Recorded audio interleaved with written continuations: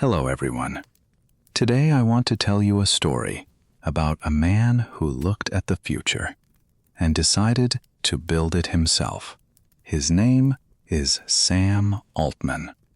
If you've ever typed a question into ChatGPT, had an AI help you write an email, or heard the word artificial intelligence on the news, then you've already felt the impact of what this man has devoted his life to creating. But Sam Altman wasn't always the most powerful figure in the AI revolution. He wasn't born into a tech dynasty. He didn't inherit billions. He didn't have a famous last name. What he had was something rarer, a burning obsession with the future, an almost terrifying level of ambition, and an unwillingness to stop, no matter how many times the road got hard. This is not just a story about technology. It's a story about curiosity, courage, and the willingness to bet everything on a vision that most people thought was crazy. By the end of this, I think you'll believe, just like Sam does, that the future belongs to those bold enough to imagine it. And as you listen, you'll also improve your English through clear storytelling, natural vocabulary, and powerful expressions you can use in everyday conversations. And before we begin, write in the comments where you are listening from and what time it is in your country right now. Now, let's begin. Samuel Harris Altman was born on April 22, 1985, in Chicago, Illinois. He grew up in St. Louis, Missouri, in a Jewish family. His mother was a dermatologist. His father was a real estate broker. By most measures, it was a comfortable, stable, middle-class upbringing. But Sam wasn't a typical kid. From a very early age, Sam had a mind that wouldn't sit still. While other children were outside playing in the St. Louis suburbs, Sam was inside, reading, thinking, pulling things apart to understand how they worked. At 8 years old, Sam received his first computer, an Apple Macintosh. That machine changed everything. He didn't just play games on it. He wanted to understand it. He wanted to know why it worked the way it did. He began teaching himself how to code, writing small programs on his own, staying up late at night while the rest of the house slept. His parents noticed something unusual about their son. He didn't just consume information. He interrogated it. Sam grew up as a gay teenager in Missouri in the 1990s, a time and place where that was not easy. He later said that being different, feeling like an outsider in certain ways, shaped how he thought about the world. It gave him an instinct to question assumptions, to look at the things everyone else accepted and ask, does this actually have to be this way? That question, does this have to be this way, would become the engine of his entire career. Sam attended John Burroughs School, a private school in St. Louis. He was sharp, ambitious, intensely focused. But he wasn't interested in being a good student for the sake of grades. He was interested in ideas, big ones. He graduated and enrolled at Stanford University in 2003 to study computer science. Stanford, of course, was the intellectual heartbeat of Silicon Valley. It was a place where ideas met ambition and companies were born in dorm rooms. Sam fit right in. And then, after just 2 years, he made the decision that would define his life. He dropped out. In 2005, at just 19 years old, Sam Altman co-founded his first company. It was called Loopt. The idea was ahead of its time. A mobile app that let you see where your friends were in real time on a map. Location sharing. Social networking through geography. Today, you'd recognize this instantly. It's built into every smartphone on Earth. But in 2005, smartphones barely existed. The iPhone hadn't even been released yet. Sam had seen something others hadn't. To get Loopt off the ground, Sam applied to a brand new program called Y Combinator, a startup accelerator founded by programmer and essayist Paul Graham. Combinator was just getting started. Loopt was in its very first batch of companies in the summer of 2005. Paul Graham later said that Sam Altman was one of the most impressive young founders he had ever met. There was something different about Sam. Not just his intelligence, but his calmness, his clarity. The way he spoke about the future, as if he had already been there, and was just waiting for everyone else to catch up. Loopt raised millions in venture capital. It was featured in major publications. People said it was going to be the next big thing. But it didn't become the next big thing. Despite raising over $30 million in funding, Loopt struggled to find the massive growth it needed.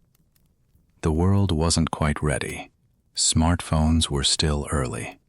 The app's user base grew, but not fast enough, not wide enough. After years of work, Loopt was acquired by Green Dot Corporation in 2012 for $43.4 million, a return for investors. A modest outcome for a company that had once seemed poised for greatness. For many founders, this would have been a humbling defeat. But Sam wasn't defeated. He was educated. He had spent 6 years building, failing, adapting, and learning.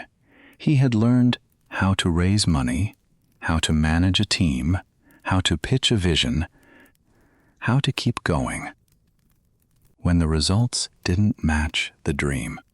He had learned that timing matters as much as talent, and that being early is sometimes the same as being wrong. He filed that lesson away. He would use it later. In 2011, something remarkable happened. Paul Graham, the founder of Y Combinator, invited Sam Altman to become a part-time partner at the accelerator. Sam was 26 years old. Within 3 years, Paul Graham made a decision that surprised the entire tech world. In February 2014, Paul Graham announced that Sam Altman, at just 28 years old, would become the new president of Y Combinator. Think about what that meant. Y Combinator was, by then, the most prestigious startup accelerator on the planet. It had launched Airbnb, Dropbox, Reddit, Stripe, DoorDash, and hundreds of other companies. Its alumni were worth hundreds of billions of dollars combined. And Paul Graham, its legendary founder, was handing the keys to a 28-year-old who had run a company that most people had never heard of. Why? Because Paul Graham saw what others saw in Sam, the rare combination of intellectual rigor and operational fearlessness. Sam didn't just have good ideas. He could execute, he could lead, and most importantly, he could see around corners. Under Sam's leadership, Y Combinator expanded dramatically. He grew the batch sizes, increased the funding amounts, and added new programs like YC Research. He launched an initiative called YC Fellows to back solo founders at the very earliest stages. He pushed Y Combinator to think bigger, to back harder problems, to be less afraid of ambition. Sam had a philosophy about ambition that he shared openly. He said that most people, even very smart people, dramatically underestimate how much they can accomplish. He believed that the gap between ordinary goals and extraordinary goals is much smaller than it seems. The work isn't that much harder. The thinking just has to be bolder. He once wrote, "The most successful people I know have a lot of time in their schedule that others would call wasted, but they use to just think about their life and what they should be working on." Sam was always thinking about the future of technology, about what problems were big enough to matter, about what came after the internet, after mobile, after social media. And somewhere in all that thinking, one word kept rising to the top: intelligence, artificial intelligence. In 2015, Sam made the biggest bet of his life. Together with Elon Musk, Greg Brockman, Ilya Sutskever, and several other visionaries in the tech world, Sam co-founded a company called OpenAI. The mission was extraordinary in its scope and almost alarming in its honesty: to build artificial general intelligence, AI, that could match and eventually surpass human intelligence, and to do it in a way that was safe and beneficial for all of humanity. Not for profit, for humanity. OpenAI was launched as a nonprofit with a pledge of $1 billion in funding from its founders and backers. Sam and Elon Musk were among the most prominent names attached to it. The idea was radical. If powerful AI was inevitable, then it was better to have safety-focused researchers building it than to leave it entirely in the hands of corporations optimizing for profit. Sam was named president of OpenAI. He stepped back from Y Combinator to focus fully on this new mission. In the early years, OpenAI worked in the background. Most people had never heard of it. It published research papers. It hired brilliant scientists from around the world. It worked on problems that seemed almost philosophical. How do you teach a machine to reason? How do you measure whether an AI is truly understanding something or just pattern matching? The work was slow, complicated, misunderstood. And then, in 2019, something shifted. Elon Musk departed from OpenAI's board, citing disagreements about the company's direction. OpenAI transitioned to a capped profit structure to allow it to raise the enormous amounts of capital needed for frontier AI research. Microsoft invested $1 billion, beginning what would become one of the most significant partnerships in tech history. Sam became CEO of OpenAI, and he had a vision that was about to shake the world. On November 30th, 2022, OpenAI launched a product called ChatGPT. It was not supposed to be a major release. Internally, the team thought of it as a research preview, a way to let people try the underlying model and give feedback. Sam himself has said they weren't expecting the reaction they got. Within 5 days, ChatGPT had 1 million users. Within 2 months, it had 100 million users, making it the fastest-growing consumer application in history. People around the world were stunned. You could have a conversation with this AI. You could ask it to write a poem, explain quantum physics, debug your code, draft a business plan, comfort you when you were sad. It wasn't perfect, but it was unlike anything anyone had experienced before. Suddenly, artificial intelligence wasn't a sci-fi concept anymore. It was something anyone could access on their phone for free in 30 seconds. The world changed. Politicians began debating AI regulation. Schools argued about whether students could use it. Artists worried about their futures. Businesses scrambled to integrate it. Parents tried to understand what it meant for their children's careers. And at the center of all of it was Sam Altman, calm, thoughtful, often wearing a simple gray t-shirt, speaking in clear, measured sentences about the most consequential technology in human history.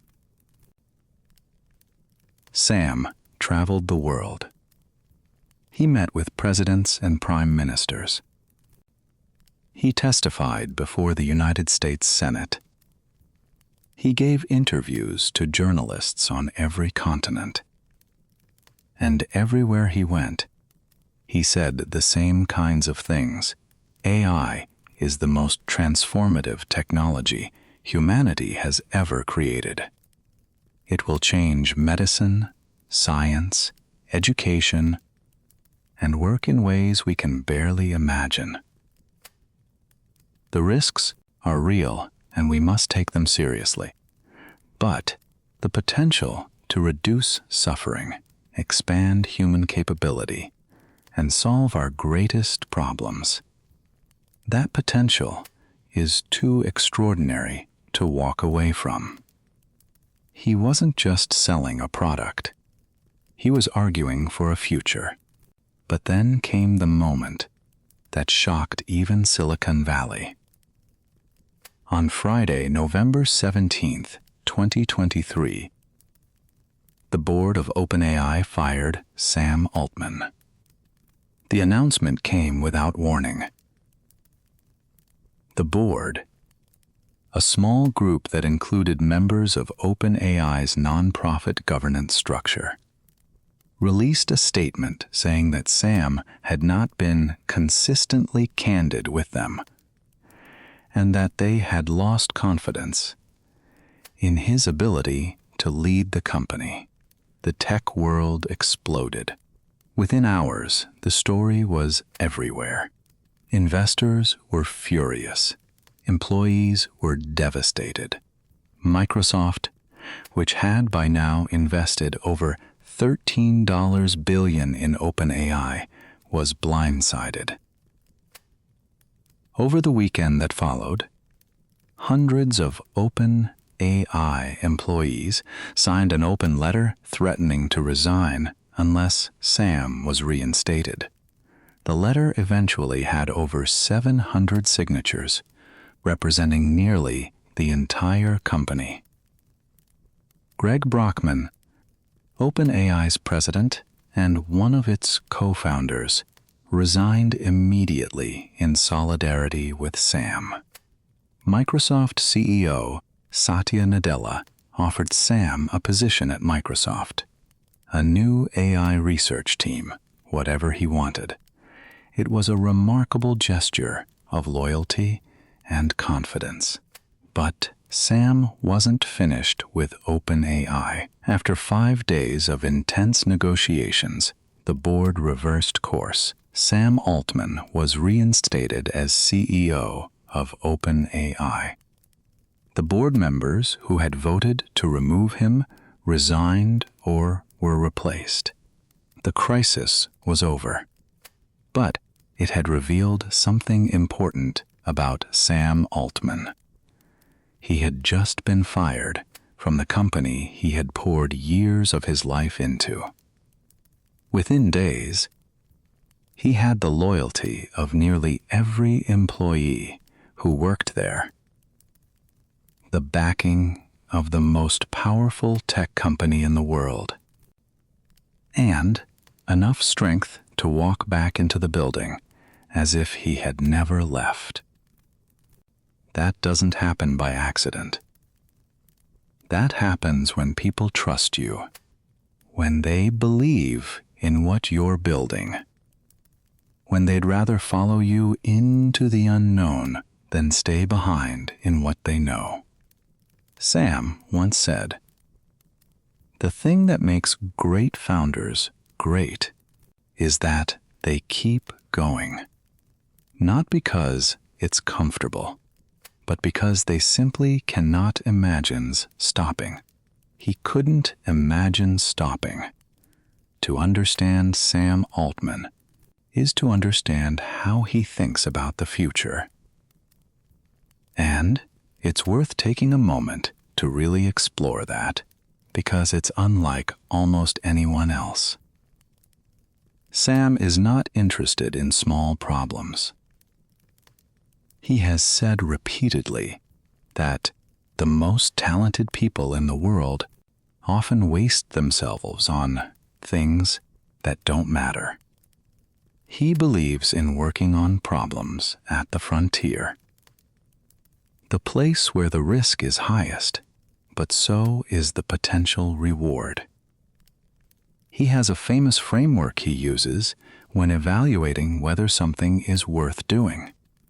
He asks, "If this works, does it matter? Not will it make money. That's secondary. Does it matter?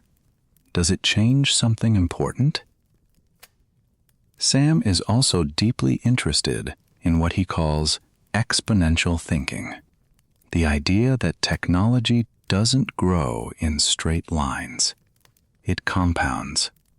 The AI models of today are primitive compared to what they will be in 5 years. And the models of 5 years from now will seem primitive compared to 10 years from now. Sam thinks constantly about that curve and about what it means for human civilization. He has written and spoken about the possibility that AI could eventually help cure diseases, reverse aging, solve climate change, and eliminate poverty. These ideas sound wild. But Sam doesn't say them carelessly. He says them because he has looked at the trajectory of the technology, and he believes them to be plausible, even likely, within a human lifetime. His leadership style is unusual in the corporate world. He is calm in crisis. He is direct without being cruel.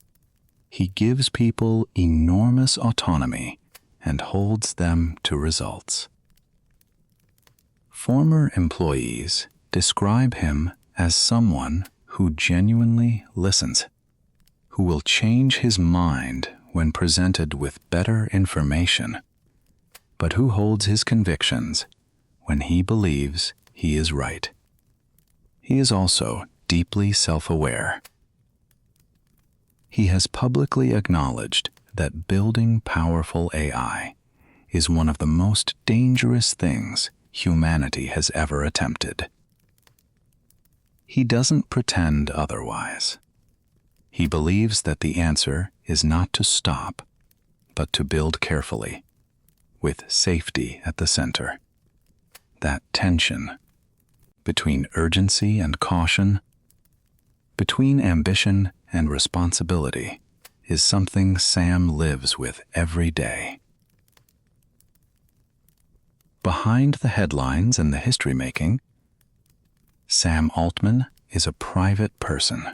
He has spoken publicly about being gay, about growing up in Missouri and feeling different, and about how that experience shaped his perspective. He has said it gave him a kind of clarity that when you've had to figure out who you are against the grain of the world around you, you develop a stronger sense of your own convictions.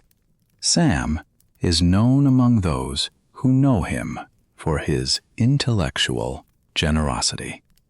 He loves to have long conversations about ideas, not to perform intelligence, but because he is genuinely curious. He reads widely and thinks carefully. He keeps a small circle of trusted friends and advisors, people who will tell him the truth, even when it's hard to hear. He is passionate about the long-term future of humanity. He has invested personally in longevity research, the science of extending human health and lifespan. He believes that aging is a disease and that it can and should be treated. He wants human beings to have more time to learn, to love, to create, to contribute. He once said, "I think the most important resources in the world are human talent and time. I want to give people more of both, that desire. To give people more feels like the through line of Sam Altman's life. More intelligence, more capability, more time, more future." In 2014, while he was president of Y Combinator, Sam Altman taught a course at Stanford called How to Start a Startup. The lectures were recorded and made freely available online. Millions of people have watched them, but the lessons in those lectures go far beyond startups. They are lessons about how to think about your life. The first lesson is about working on the right things. Sam taught that most people fail not because they don't work hard enough, but because they work hard on the wrong problems. The most important decision you can make is what to work on. Find the intersection of what you're good at, what the world needs, and what you can be obsessed with. That intersection is where you should be. The second lesson is about conviction. Sam taught that the people who change the world are almost always the people who were told they were wrong. Disruption, by definition, looks crazy until it doesn't. The founders who succeeded at Y Combinator were rarely the ones who had the most popular ideas. They were the ones who could hold on to an unpopular idea long enough to prove it right. The third lesson is about urgency. Sam has a phrase he uses often. Be in a hurry, not frantic, not reckless, but aware that time is the one resource you cannot get back. Be in a hurry, not because you're afraid, but because you understand the value of what you're working on. These lessons, right, problems, conviction, urgency, are the architecture of Sam Altman's life. Today, Sam Altman stands at the center of one of the most consequential moments in human history. OpenAI's technology is used by hundreds of millions of people around the world.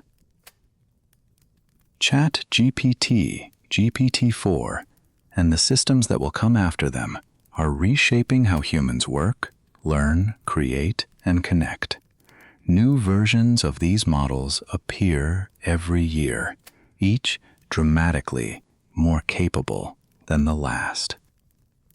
Sam has spoken about his belief that artificial general intelligence, AI, that can reason and learn across any domain at human level or beyond, could arrive within this decade.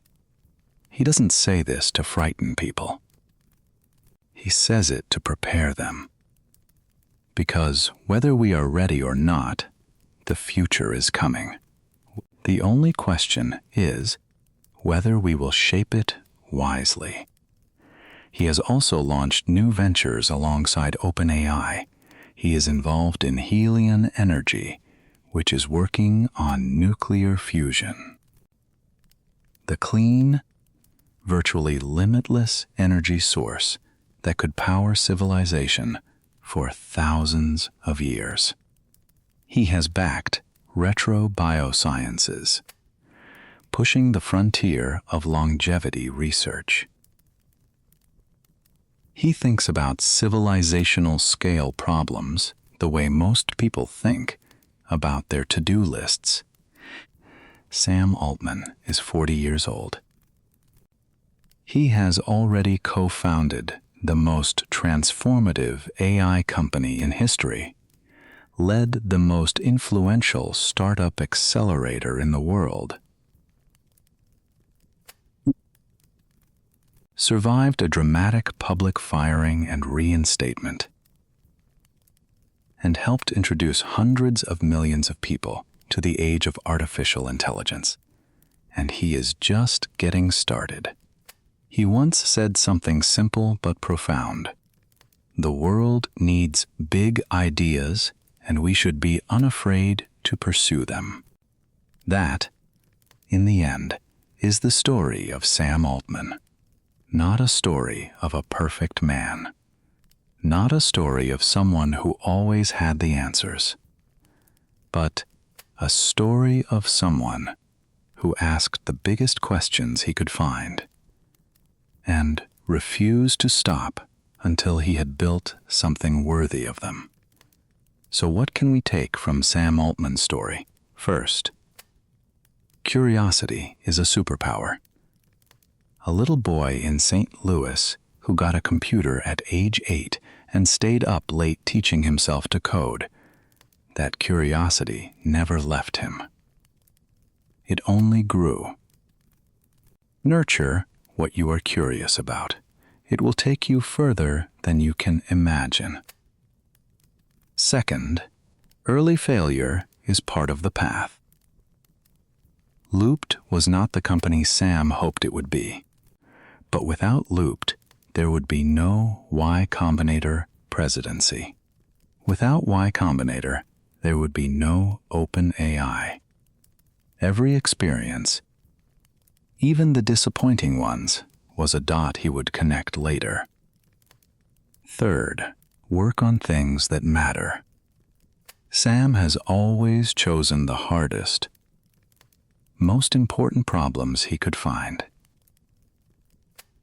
Not because they are easy, because they matter. If you're going to give your life to something, make sure it matters. Fourth, be in a hurry about the right things. Time is not unlimited. Neither is the window in which any of us can make our mark. Don't waste it on small things. Don't shrink yourself to fit other people's expectations. Be ambitious. Be bold. Be in a hurry. And finally, trust that the dots will connect. Sam dropped out of Stanford.